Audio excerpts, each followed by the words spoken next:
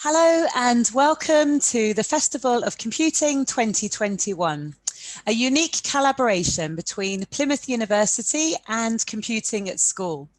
This is the final session of the day on the primary track and is called EdTech Strategy for Primary Schools Beyond COVID. My name is Wendy Piccinini and I am one of the Computing at School outreach managers covering London and the East of England. I'll be your host for the session. Today, I am accompanied by Sadakba, a student ambassador who is moderating the session and monitoring the question window.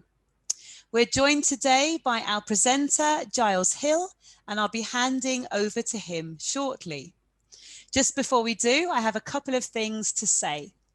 In terms of housekeeping during the session, please use the chat window, usually on the right-hand side of your screen, to ask questions. You may need to click on the chat icon to open it. Our student ambassador will be making a note of questions posed there, and these will be answered, if time allows, at the end of the presentation. As a reminder, all attendees are in listen-only mode. A copy of today's slides will be available to download from the Computing at School website. And finally, the hashtag for this event, which is hashtag CASPLYM21. Please tweet about the sessions you're attending through the day. So, our speaker today is Giles Hill. Giles and the Aspire Academy Trust have been offering ICT-based CPD to primary education staff for a number of years, most recently using the Digital Learning Cornwall badge. Giles combines an interesting mix of skills: tech journalism, multimedia and interface design, experienced and practicing classroom teacher. He understands that schools need to be empowered to make well-informed, independent, practical choices, to implement technologies that genuinely enhance teaching and learning processes for children and staff who are not tech specialists. Okay, I'm going to hand over to you now, Giles. Thank you. Well, thank you very much, Wendy. I don't need to introduce myself at all because you've done it at such length there. And thank you for reading that out. Slightly embarrassing me. I don't have many pretensions, and I'm very happy for people to put their chat in as we go through this short presentation about the future of using technology in primary settings. Hopefully, it's been such an interesting time, obviously a really intense time, and so many teachers, school staff have been forced to embrace technology and just kind of get on with it. And it's been remarkable, the achievements that have been made all over the country, really. So we might get to talk about that a little bit as we go through, but I'm very much aware that we're about to enter a little bit of a Luddite phase in terms of schools and technology. I think as the children go back, everyone is going to be really happy to stop staring at screens and actually be a bit more in the presence of people. And if we've got the sun shining, then who can blame anyone for chucking the laptops to one side and getting back to things that hopefully will be enjoyable for everyone. So I think there's an element of caution here in that we need to be aware of the fact that schools are going to take a little bit of time to adjust back to some kind of normality, and hopefully that works as smoothly as possible. But no doubt there is room for primary schools to modernise, to embrace workflows that are going to save them a lot of time, and to give children opportunities that are going to, fit this century rather than last year's century. And if that makes me sound like a bit of an extremist, I'm not. I don't think we're going to have a huge revolution in our schools, but we do need to evolve practice to make the most of the technology that's out there.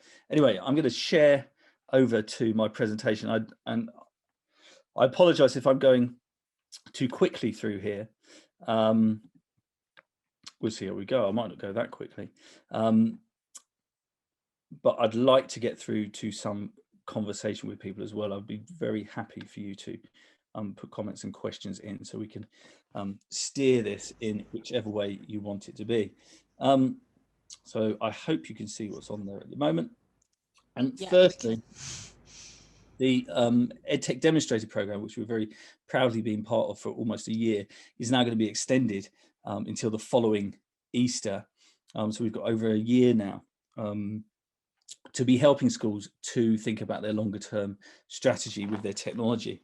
And as I hope you will realise, we're very experienced in this area and also extremely practical. We very much appreciate that probably 80% of technology that is attempted to be sold to primary schools isn't worth the time. And actually we need to be really critical of what's there and work out what will actually result in positive outcomes for the staff and for the children. So I'm probably as cynical about technology as I am positive about it, and I would hope to think that that's actually to my advantage. We can't all just be super infused about technology.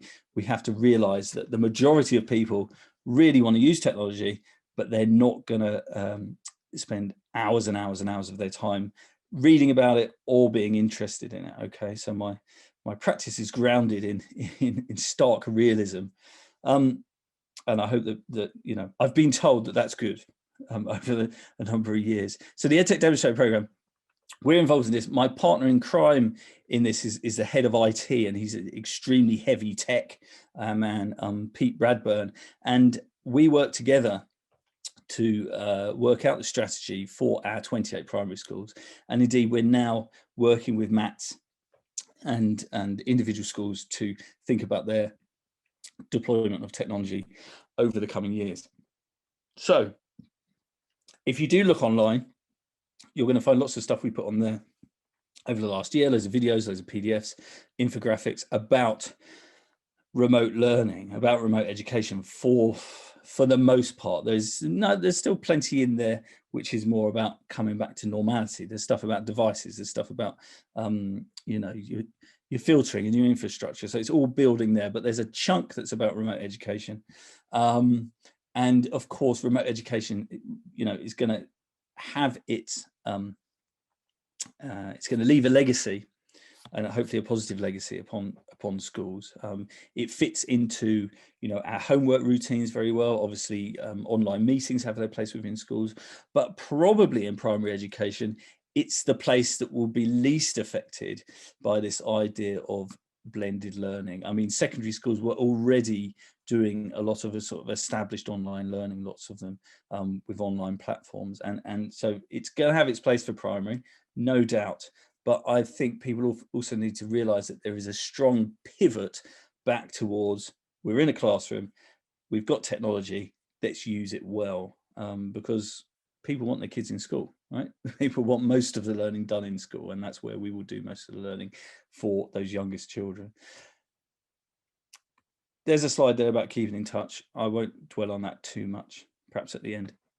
So let's delve into some of the nitty gritty of this. A big number 30 there is a big reminder for me. I might just put a number like that on my fridge at some point, just to remind me that when you are in a classroom full of young children and there are 30 of them, that is a really intense place to be. Okay, and anyone who's not in that classroom with 30 children or experience what that's like, I suggest that you go and do it, because it will open your eyes to the fact that those children are pretty quick. They're probably quicker than the computers you've got there in what they're doing.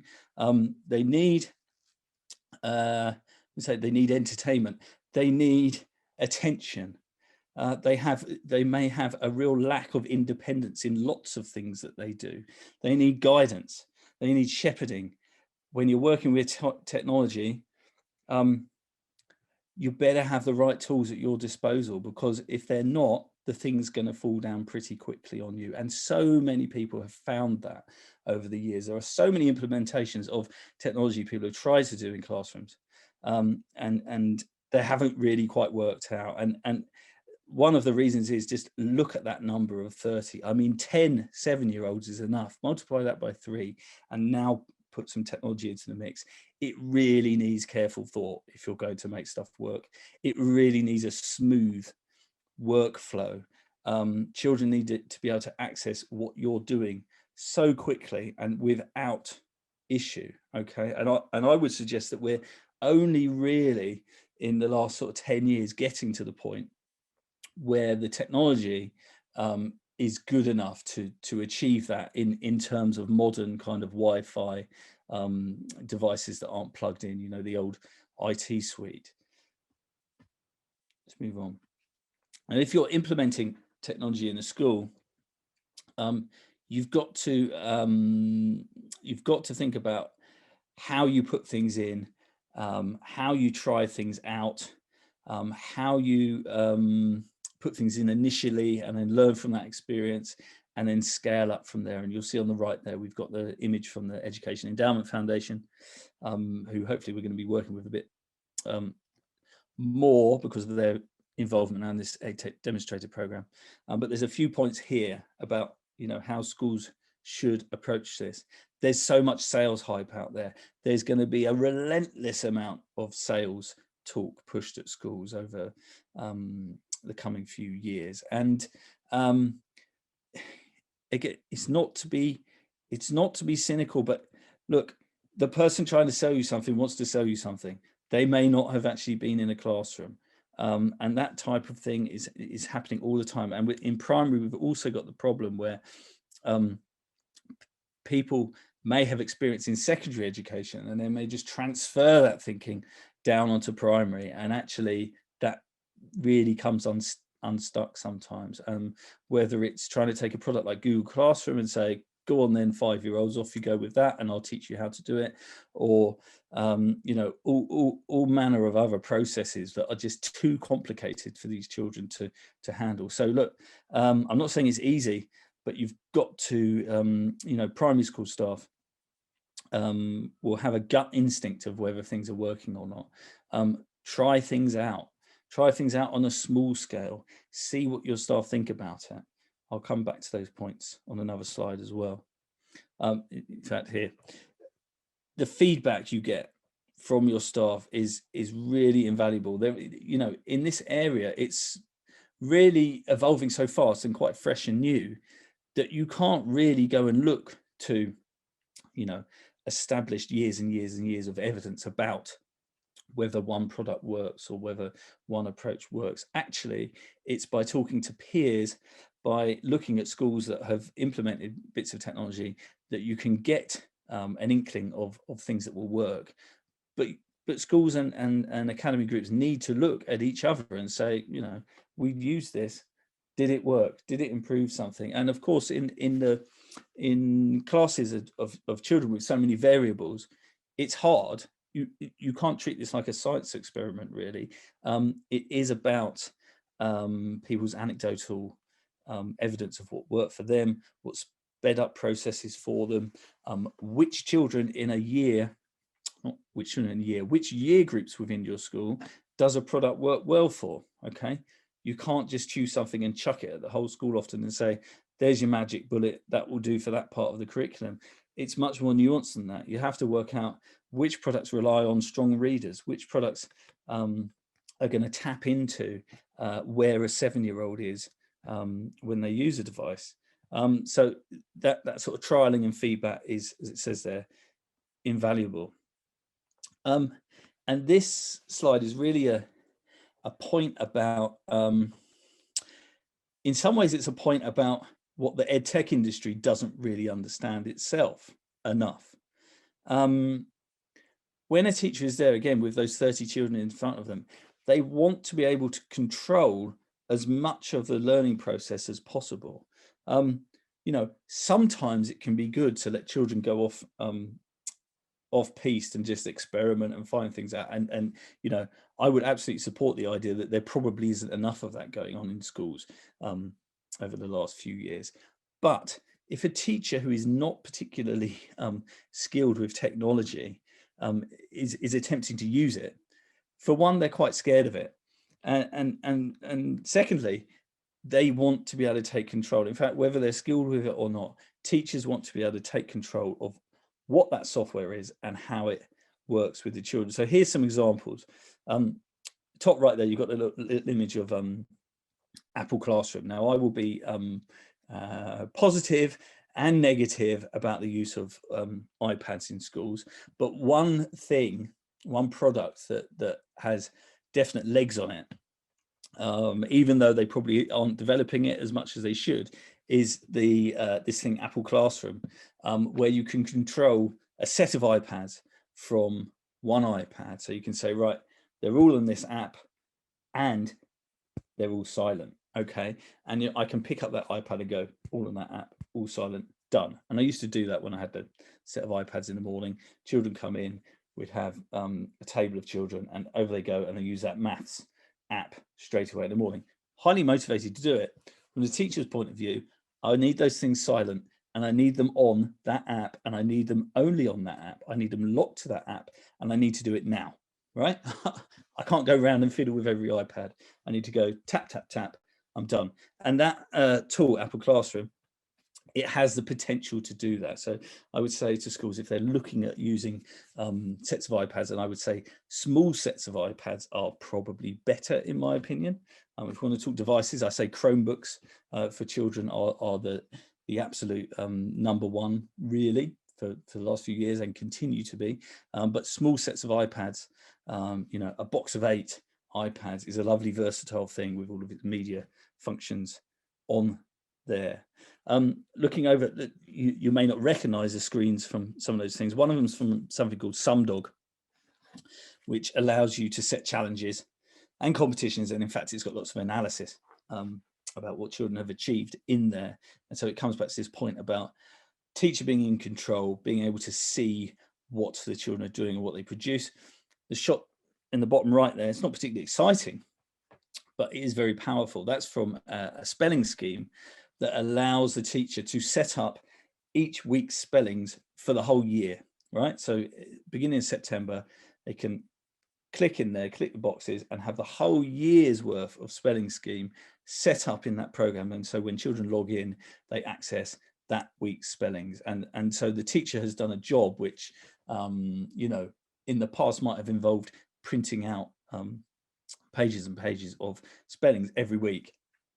And they've done the job at the beginning of the year, and it's done, right? So you could save, again, probably hours and hours of time working in that way, and appreciating that the technology is to some extent quite a motivating little tool in a situation like spelling, which is it can be hard to bring to life.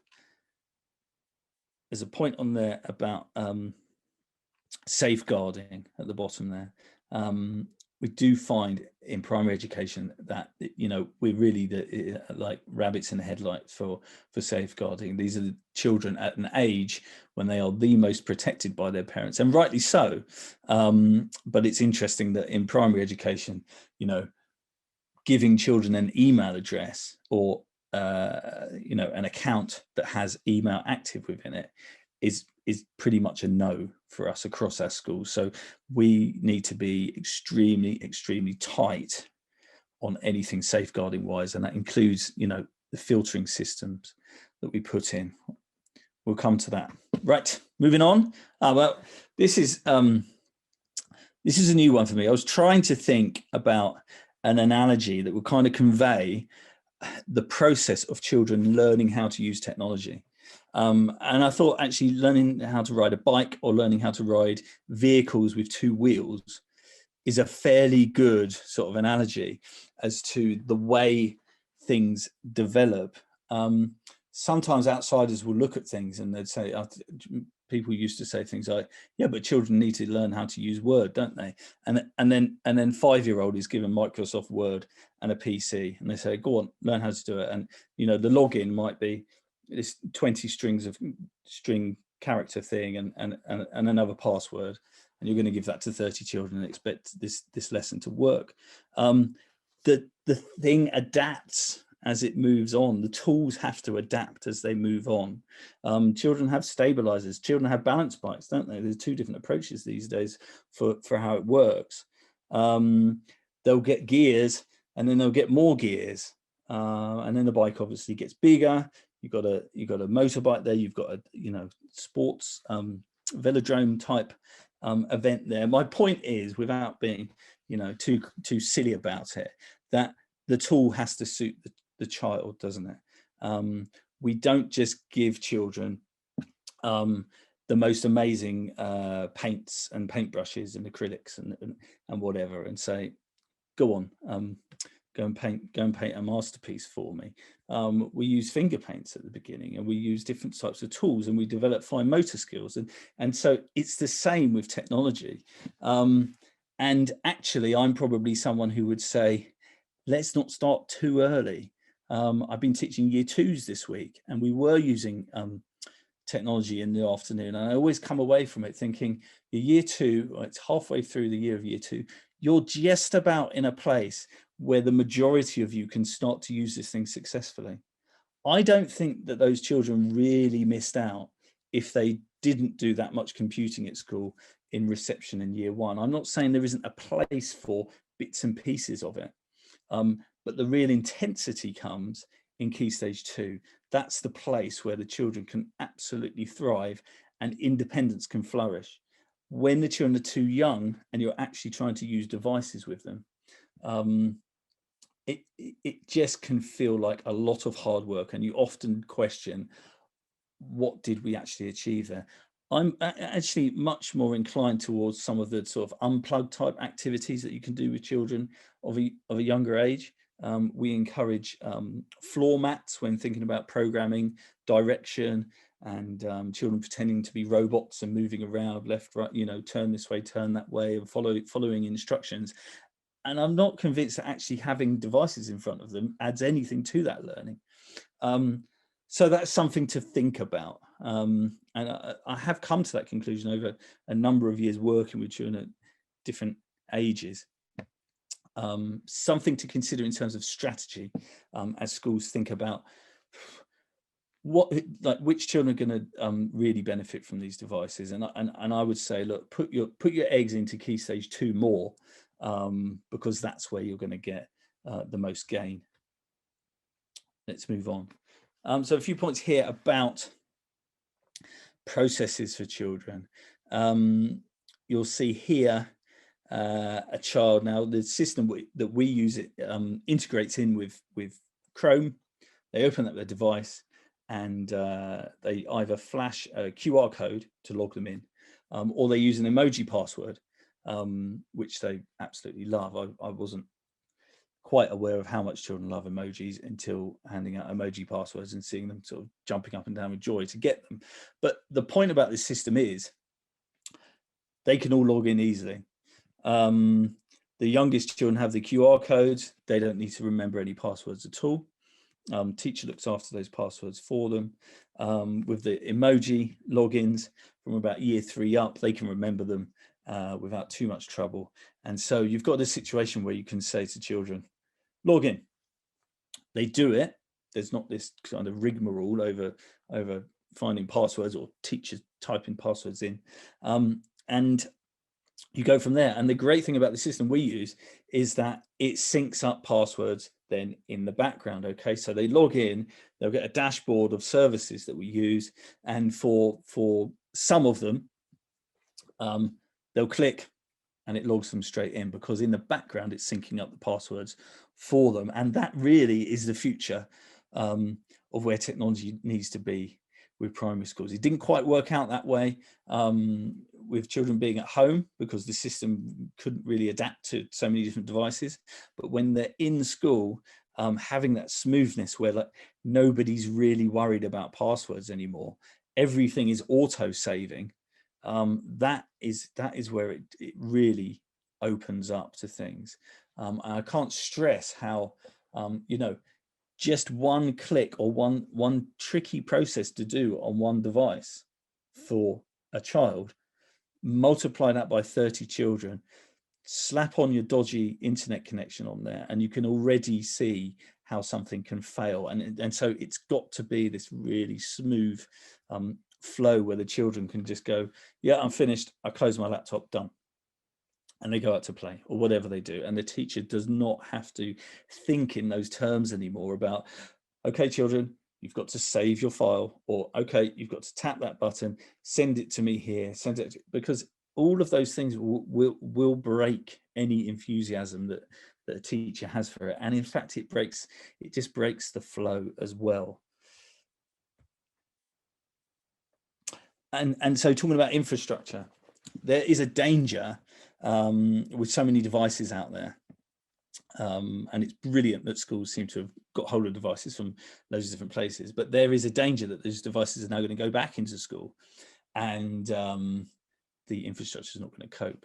And if the internet connection isn't fast enough, as we might know, things isn't going to just clog up, and there's like this competition for all devices to try to download things, and there's a danger that you're going to end up with very slow, creaky schools that are waiting for their fast internet connections to go in. So any groups of schools that are really sort of looking to the future, I would absolutely I can't recommend enough that you think to yourselves, we've got to grasp this nettle and make it work.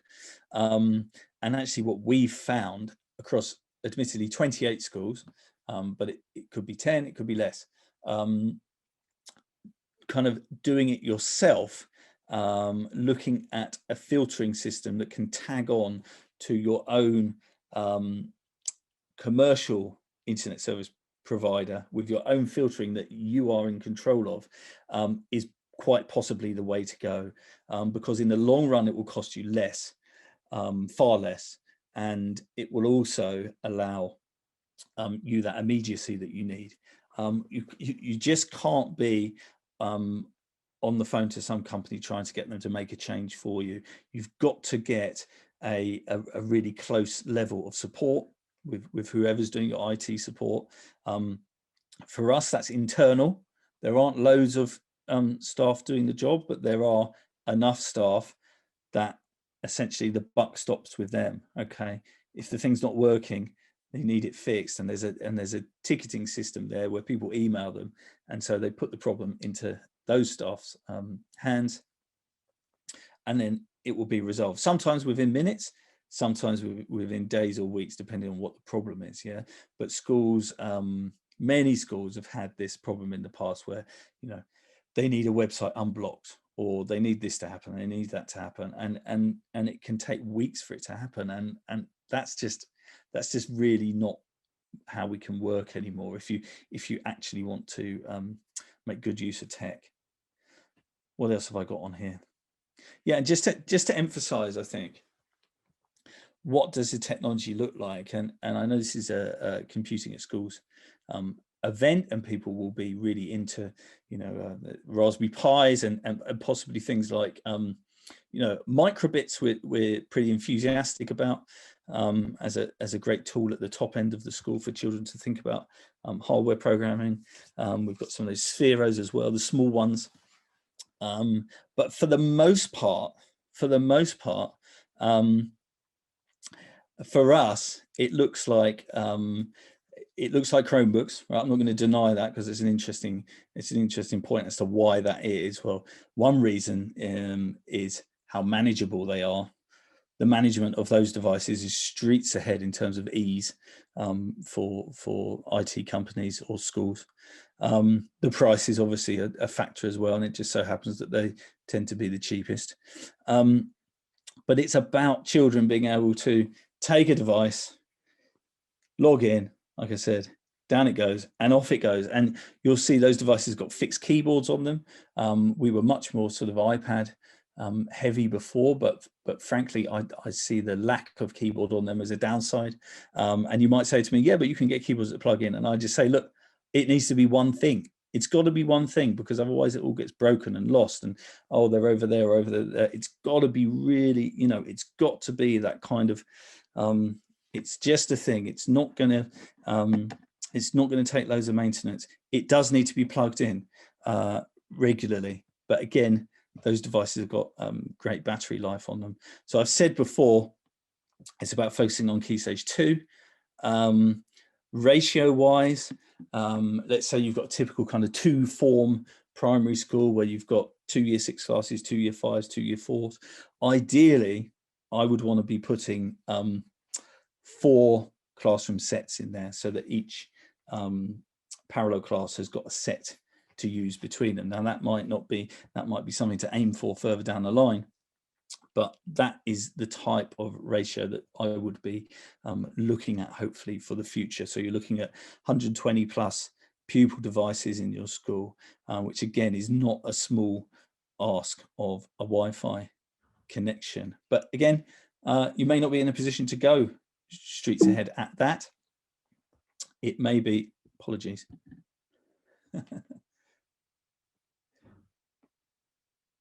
It may be that you start with year 5, 6 and scale up from there. Right, let me come out of there.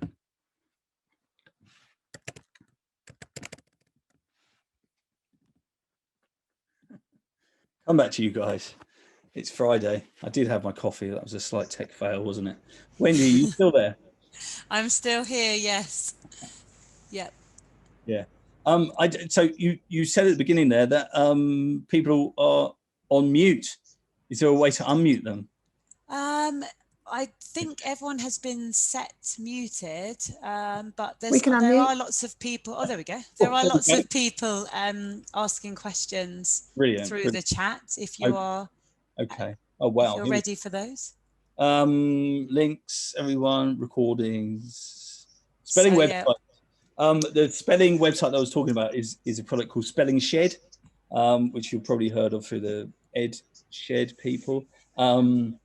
That's one EdTech tool that we've used that does that. I have to say, I'm going to say some negatives about Spelling Shed. The actual admin side of users and things isn't perhaps as nice as you might like it to be, but it's certainly a motivating tool, and the fact that it has that on there to set up a whole year is a lovely thing.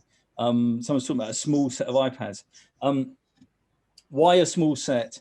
Well, I would say that a portable box of iPads, not a big trolley of them, and maybe 8 is a useful tool for a school to have. Obviously, those mobile Apple devices are really good on things like audio and video. And if you've got children going around taking photos, that can be useful. They can work quite well with some of the younger children as well, if you want to kind of hook them into a maths app or an English app or something like that and lock them in there. So I think they've got their place. And also you've got things like the green screening stuff that we've done quite a lot of in the past, which is hopefully going to come back as being more of the norm. And it's lovely for children to be able to present their work. So, a box of 8 iPads is a useful thing. But if I was going to choose, if the school had nothing, it would be a class set of Chromebooks from the beginning, because that's where I feel we would get the most value. And someone said, would you recommend Chromebooks over laptops? Yes, I would. One thing is price, and you don't need to speak to many people to see the positive experiences that people are having with them. And I'm really sort of pleased that that's happened in a way. Look, our badge is all about being independent of the technology companies. We are not a school group who says we're a Google school, we're a Microsoft school. We use really the whole lot. We use Microsoft stuff for our staff predominantly to keep them in that world, and we put the children's work into Google. So and I think lots of schools are in that position. They want the flexibility where the staff can stay in Microsoft but can also access Google. So yes, Chromebooks, be careful about things like how old the devices are, because they're only supported for a certain amount of time. So you might find people trying to sell you old Chromebooks, but they're not going to be supported for many years. I think it's about, when they come out new, you get 7.5 years support or something like that. Maybe it's 6.5. But we've just invested in a set where I teach through that Bridge the Divide scheme, which I had up on a slide there, which is run through the London Grid for Learning. And those cost us about 140 quid a go. And we will get 4 good years out of those devices. And I mean, really good years of really solid use. And that is pretty much unheard of if you for schools to get that kind of reliable use. When you manage devices through the Google admin console, it's better than managing PCs. It's way better than managing iPads. There's a nice irony about iPads in that actually the management of them is a bit of a nightmare, which is another reason why I say small amounts of iPads, a box maybe, and of course, ideally, staff might have access to a small sort of tablet type device as well for imaging of work, so it can be put up onto screens for assessment. There's plenty of uses for a tablet for staff, but actually the smaller size, you see I've got an old smaller size, and you know, if you're going with Apple stuff, the pricing is unfortunate in that the smaller size ones are actually quite expensive, right? They've made them higher spec. So hopefully that will change in the future. And if you think I'm a bit obsessed with money, it's because there isn't that much.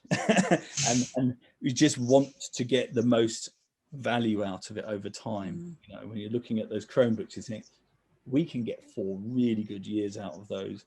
And actually, if they then get recycled, if they go in the bin, if they then get recycled, we can look at that and say we still got great value. Battery life on those Chromebooks is something you can't underestimate either.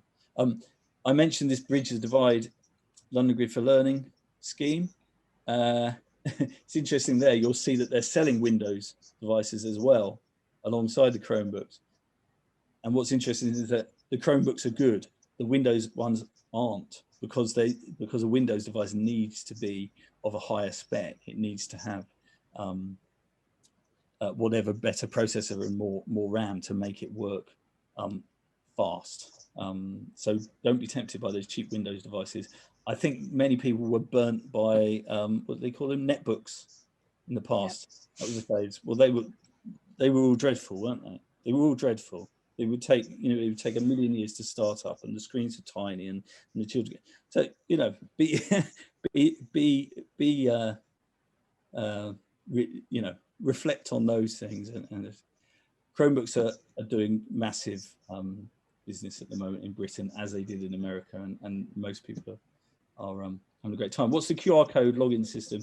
The one that we use is Wand.